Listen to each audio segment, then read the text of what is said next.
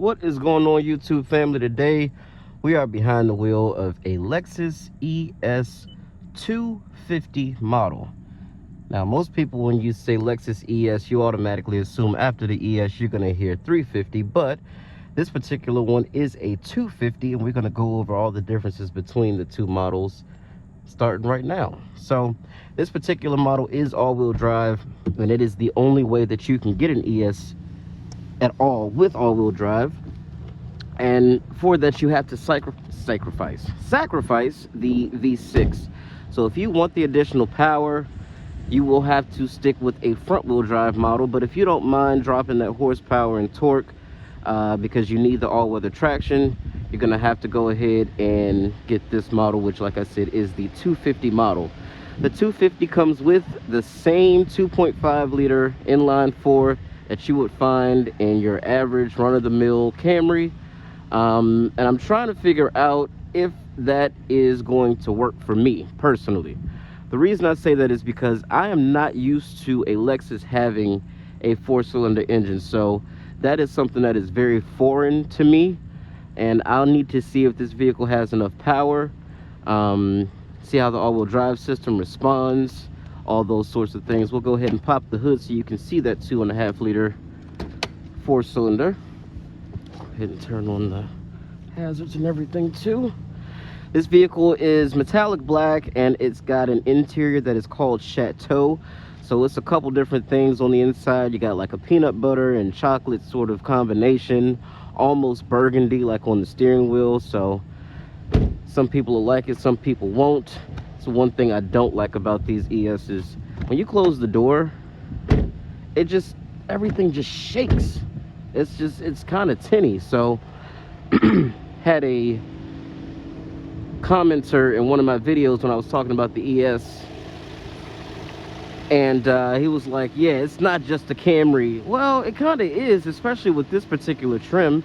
It's a nicer Camry. It's got a little bit of lipstick on and a dress, but essentially it's a Camry. So, and a Camry is not a bad car. People always take that as an insult, but you are essentially paying more for a Camry. So that's it right there. 2.5 liter inline four, and you're looking at, I believe with these it's going to be around between 204 and 205 or 206 horsepower with these, feeding power to all four wheels. It is front wheel drive biased. We'll walk around. It's not a bad looking car, definitely not a bad looking vehicle. Just not so sure if it's worthy of that L badge. So trunk is a good size. The seats do not fold down, it doesn't look like. Looks like you just get a pass through. No powered trunk or anything like that on this vehicle.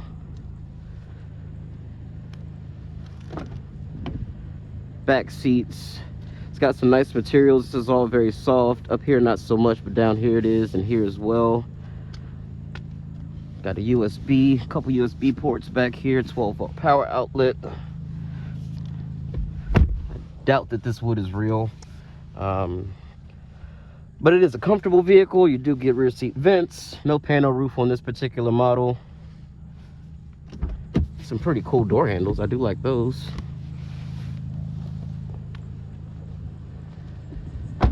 And just the sound of it, I'm not used to a four-cylinder Lexus. I'm just not. It just sounds weird. So we'll take it out for a drive. I don't want to try to prejudge it too much, but got a feeling I know what this drives like just because I've driven an all-wheel drive four-cylinder Camry. So now this particular car does have some pretty cool stuff. We got automatic wipers, we have automatic heated and cooled seats, as well as a 2-stage heating for the steering wheel, which is nice. Got a cup holder, some more USB ports. It does have Apple CarPlay and Android Auto. No built-in navigation with this. And then probably the thing I hate most is this stupid Lexus interface, this touchpad. I'm just not a big fan of this haptic feedback crap. It's just not, I'm not a big fan of that. I do have some storage here, as well as a wireless charger, which is nice, and another little bit of storage here. Dashboard is all soft touch injection molded plastic up here. This is some stitched plastic because that is not leather. This is more of a leatherette soft text material here. And you got traction control, and then you have your drive modes here, so you can go from sport to normal to eco. So you got to press it for normal. Apparently you got this kind of odd looking shifter here with the unlock trigger there, and it's very traditional, looks just like a Camry pretty much, besides the leather's a little bit different down there, and the shifter that you actually hold on to is shaped a little bit different. But other than that, it feels like a Camry. So let's see if in motion it feels like a Camry.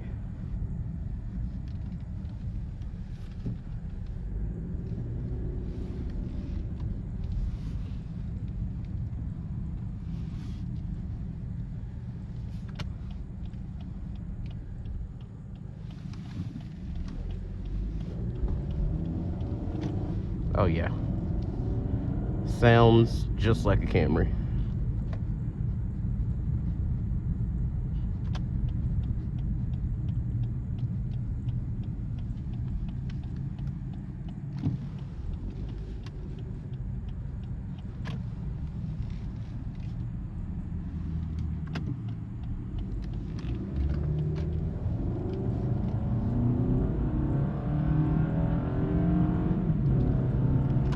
Wow,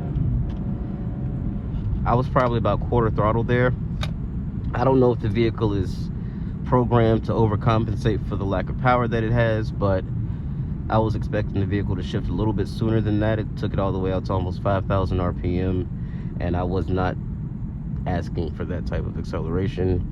And we really weren't going anywhere. It was just a lot of noise.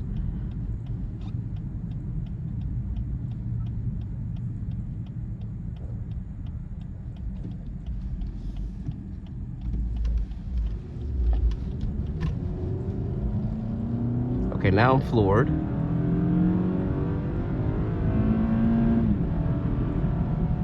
Yeah, not a fan of this powertrain, especially in something with a Lexus badge. It's just not refined enough. It's not smooth enough. It's way too coarse, way too grainy for a Lexus product. I'm sorry. This is really not differentiating itself that much from a Camry with respect to driving dynamics. Yes, I have heated and cooled seats and heated steering wheel. All those things I can get in a Camry as well. So I'm just so far unimpressed with the vehicle. It is a smooth ride, at least. But even still, like right now, it's just like trying to creep up to 4,000 RPM. You can shift. It's okay. There you go.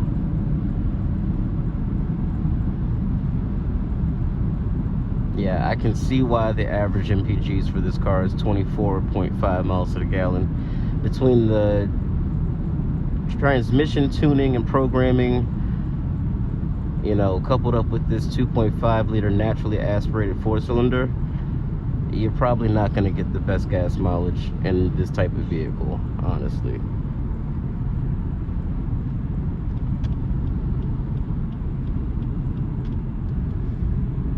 It does have all the driver's assistance features and all that good stuff, but you kind of expect certain stuff when you are sitting in front of one of these L badges.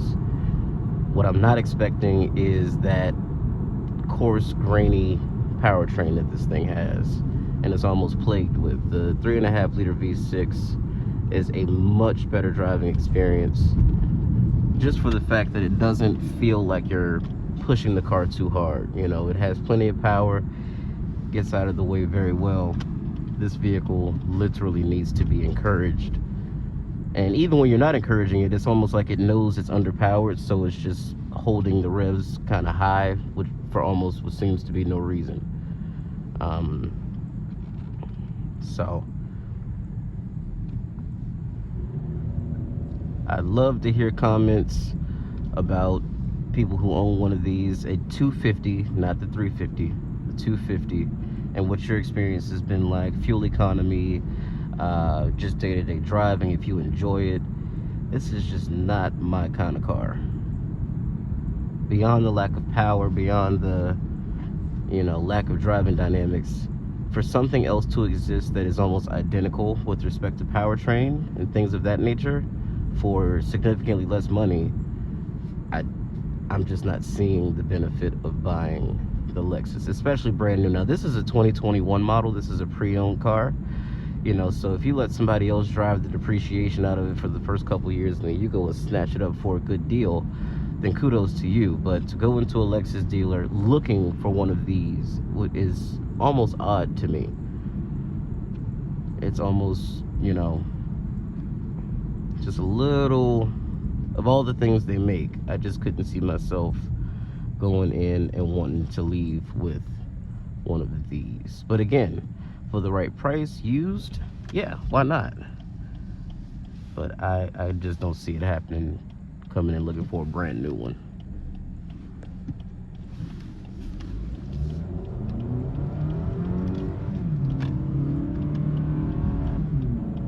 Yeah, this just, I don't feel like I'm driving a Lexus. This sounds and feels like any random 4-cylinder eco-minded vehicle. You know, it doesn't sound or feel like a Lexus.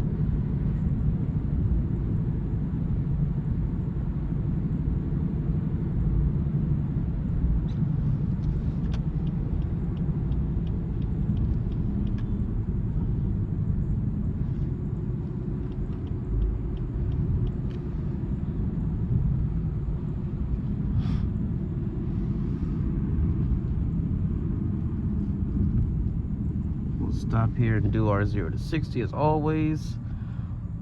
Hopefully we can get 260 before this next light. Put it in sport mode, brake torque it.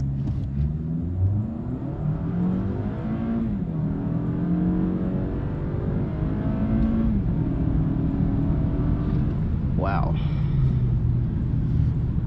Wow, wow, wow. That's all I have to say. This thing needs a turbo so bad, and I don't know why Lexus refused to put the 3.5 liter V6 with the all-wheel drive system in these. They'll probably sell a hell of a lot more than they do. But for now, this is what your option is. Of course, until the ES most likely goes full hybrid with the Camry that it is based on for next model year. But again, if you're looking for something that is pretty inexpensive and in decent shape on the used market, this is available. But I wouldn't dare waste my money paying sticker price for one of these brand new. I couldn't see it. I wouldn't use somebody else's money to do it. Just couldn't see it happening.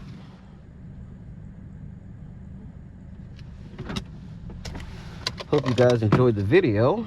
Hope it wasn't too honest for you guys. Some of you guys get offended by the truth, so you know, that's just a whole nother topic. But hope you enjoyed the video, and I will catch you guys in the next one. This interior is pretty interesting though, this kind of multicolored situation that they have going on.